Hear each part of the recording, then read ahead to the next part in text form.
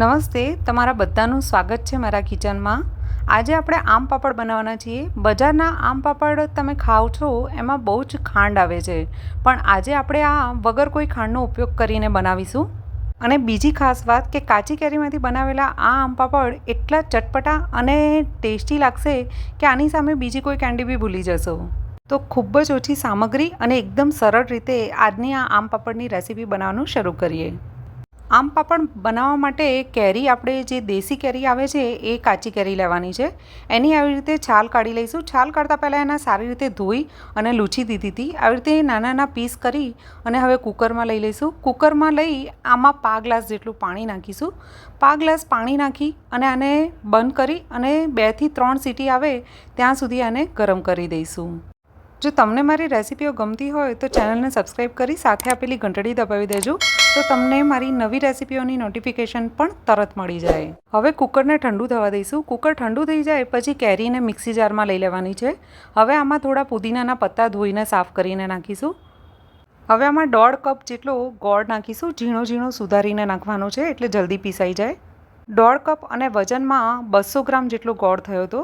કેરીમાં ખટાશ કેટલી છે એના ઉપર પણ આધાર રાખે છે કે ગોળ કેટલો નાખવો, એટલે એક વખત થોડો ગોળ નાખી પીસી અને જોઈ લો, અને એના પછી અગર તમને લાગે તો બીજો ગોળ તમે નાખી શકો છો.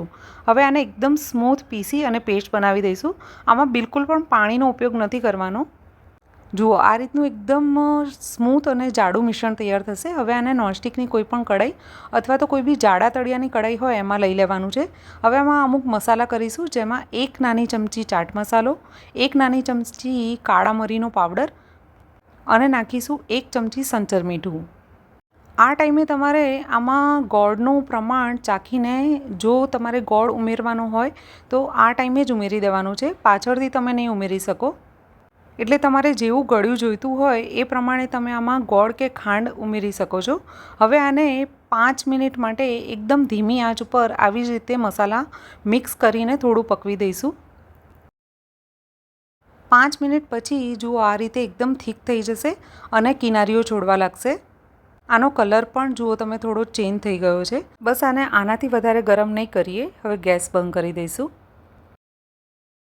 હવે આ રીતની મોટી થાળીઓ લઈ લેવાની છે અને થાળીઓમાં મિશ્રણને થોડું થોડું કરી અને વહેંચી લઈશું, અને એના પછી બધી થાળીઓમાં આને વ્યવસ્થિત રીતે ઠારી દેવાનું છે. થાળીમાં આ રીતે પાથરતી વખતે ખાસ ધ્યાન રાખવું કે બહુ પતલું નથી પાથરવાનું. અગર જો બહુ પતલું પાથરશો ને તો સુકાયા પછી આમ પાપડ છે એ બરાબર નીકળશે નહીં. આ રીતનું પાથરી દીધા પછી હવે આ થાળીઓને 2 કલાક માટે તડકે મૂકી દઈશું. 2 કલાક તડકે મૂક્યા પછી દેખો, આમ પાપડ એકદમ સરસ રીતે તૈયાર થઈ ગયા છે. હવે આના આપણે પીસીસ કરી લઈશું. આ આમ પાપડને તમે ઈચ્છો તો એકદમ નાના નાના ચોરસ પીસ કરીને પણ રાખી શકો છો બરણીમાં સ્ટોર કરીને, પણ હું આના થોડા લાંબા પીસ કરીને એને ગોળ વાળી રહી છું. બજારના એકદમ ખાંડવાળા આમ પાપડ ખાઈએ એની કમ્પેરિઝનમાં આમ પાપડ બહુ જ સરળતાથી બની જાય છે અને એટલા ચટપટા અને ટેસ્ટી લાગે છે. દેખો કેટલે સરળતાથી આ નીકળી જાય છે ને. આને આ રીતે ગોળ વાળી અને એને 2 પીસ કરી દઈશું, એટલે આપણે આને બરણીમાં સારી રીતે ભરી શકીએ. બહારના આમ પાપડ તો આપણને ખબર બી નથી હોતી કે કઈ રીતે બનાવેલા હોય છે અને શું નાખેલું હોય છે. જ્યારે આ ગોળથી બનાવેલા એકદમ હેલ્ધી આમ પાપડ એટલા ટેસ્ટી લાગે છે, જાણે કે તમે હાજમોલાની કેન્ડી ખાતા હો ને એનાથી બી ચટપટા લાગે છે. અને બનાવવાની રીત તો તમે જોઈ જ લીધી ને કે કેટલી સરળ છે, તો પછી વિચારવાનું તો હોય જ નહીં ને. કેરીની સિઝન જતી રહે એ પહેલાં કાચી કેરીથી આ જલજીરા આમ પાપડ કેન્ડી બનાવીને એક વખત સ્ટોર કરી લો અને પછી મહિનાઓ સુધી ખાઓ. આ આમ પાપડ બનાવતી વખતે તમને કોઈ પણ પ્રશ્ન ઊભો થાય તો તમે મને કમેન્ટ બોક્સમાં પૂછી શકો છો.